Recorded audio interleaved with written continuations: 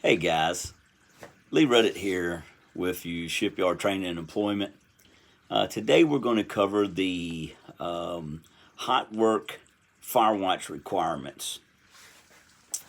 The objectives are your confined space, identify the compartment, documentation required for confined space, fire extinguisher, the type of fire extinguisher, how to inspect the fire extinguisher, explain the PASS procedure, PASS, pull, aim, squeeze, and sweep.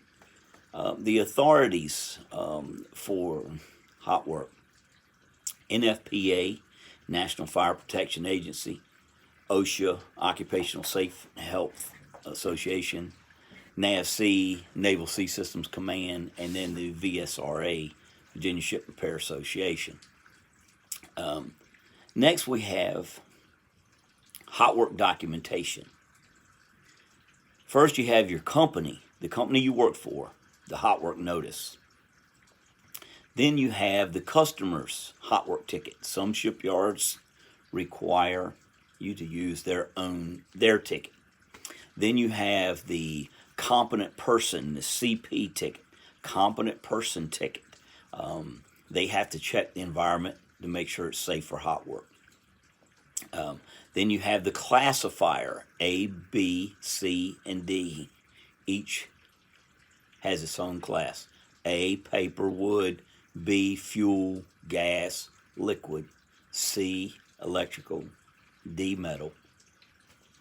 Then you have the fire watch responsibility. Excuse me.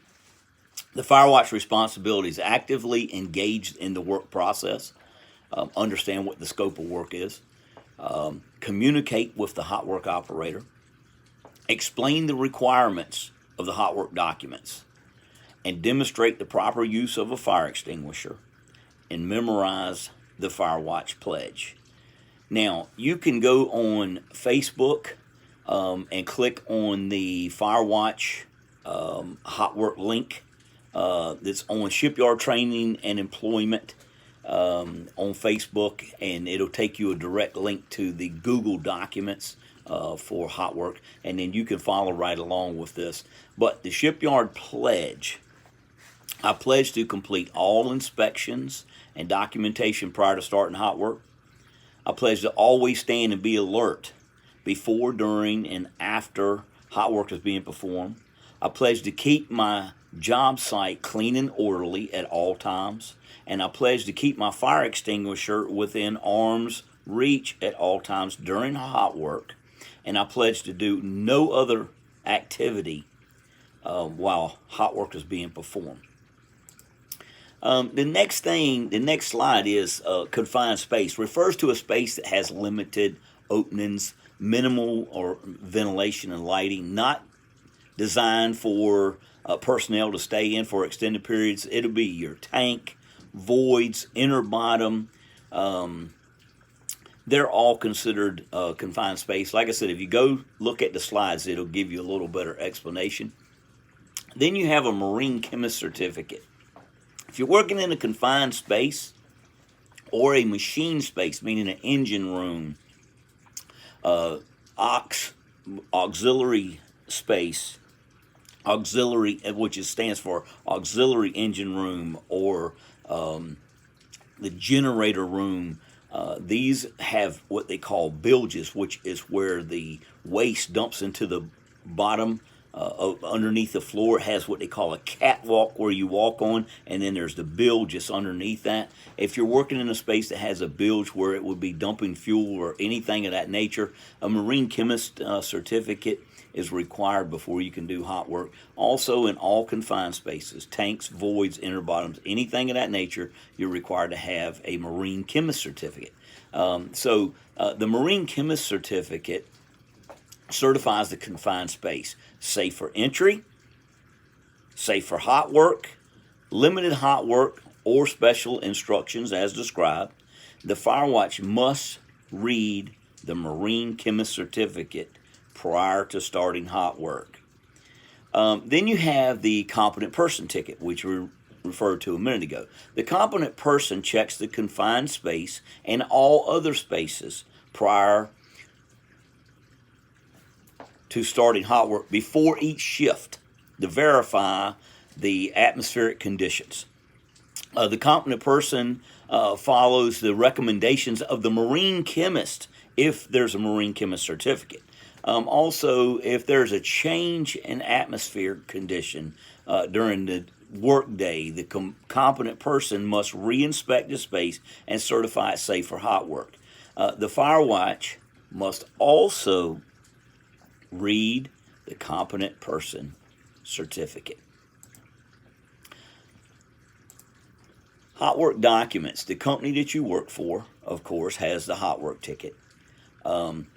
Anyone involved in the hot work must complete all inspections and sign the hot work ticket. That's no exceptions. Anyone involved in the hot work must complete all inspections and sign the hot work or the hot work ticket prior to starting hot work. The customer's hot work ticket. Some shipyards and customers require anyone doing hot work to complete that company's hot work ticket also. And then you have the competent person ticket we just referred to. It must be posted with today's date. It has to. If it has yesterday's date, then it's expired.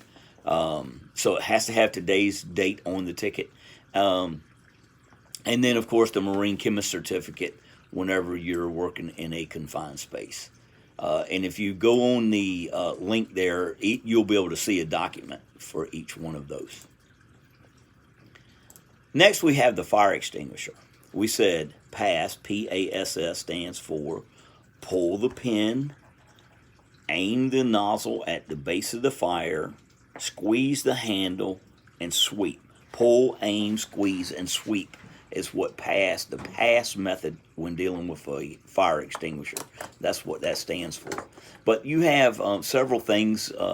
Number one, the fire extinguisher has to be inspected, has to be what they call compliant, meaning it's been inspected and everything is intact, it's fully charged, the tamper seal's not been broken, the safety pin is not bent, it can be pulled out easily. And then you have what they call the handle or the activation lever. You have an inspection tag that's been certified that for the date it's good. Then you have the hose, the nozzle, the actual cylinder of the fire extinguisher. Some fire extinguishers also have a pressure gauge. Then you have a label on there, and it tells you the classification for what fires you're working with. Remember we said A class of fire, paper and wood. And then you have the type of fire extinguisher for that class of fire would be water. So you will have to know those as a fire watch, what type of fire extinguisher for what class of fire that you're watching. If it's a fuel or electric fire, of course you wouldn't use water. You would use a B or a C, a dry chemical or a CO2 bottle. You would not use a water bottle on an electrical or gas fire.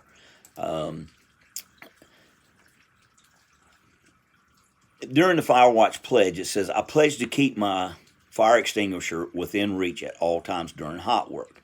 Okay, so you have the type of fire extinguishers. You have a multi-purpose, ABC, dry chemical, BCD, CO2, BC, which is fuel and electric, and then you have the water fire extinguisher as the class of fire is A.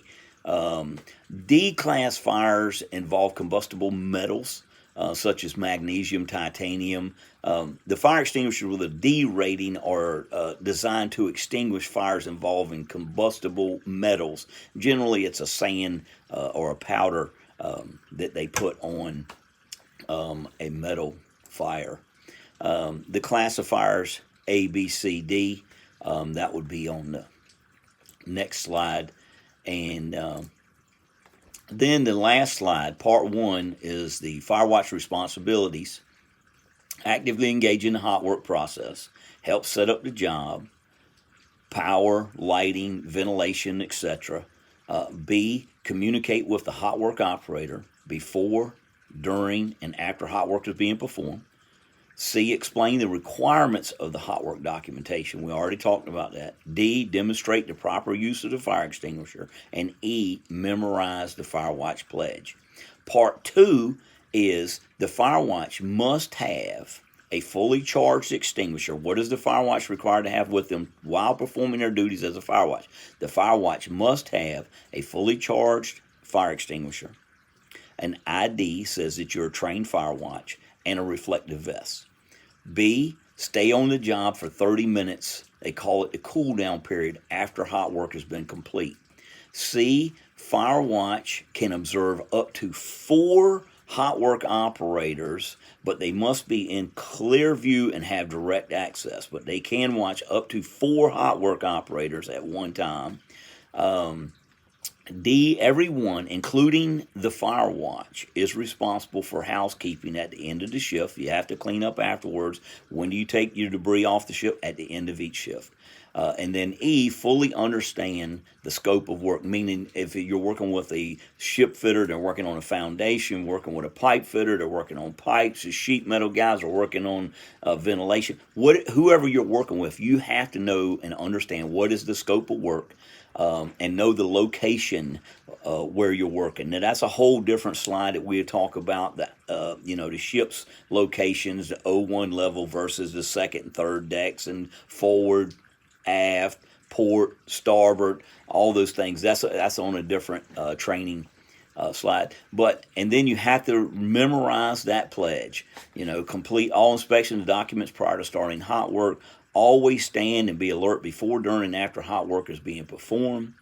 Keep my job site clean and orderly at all times. Keep my fire extinguisher within reach at all times during hot work, and do no other activity while hot work is being performed. All right, guys, I know that was a couple minutes longer. We're at about 12 and a half minutes. But anyway, that is it for the fire watch training. Memorize that stuff. Understand the classes of fires, the type of fire extinguishers, the terms that you're not familiar with. Write them down. Go over it. Look at the slide again. Go on Facebook and click on the link for the fire watch hot work training and follow along with the slide so you can have a visual using more senses. You'll understand better what we're talking about here. But anyway, I appreciate your time. I hope it wasn't too long. Y'all have a great day and be safe.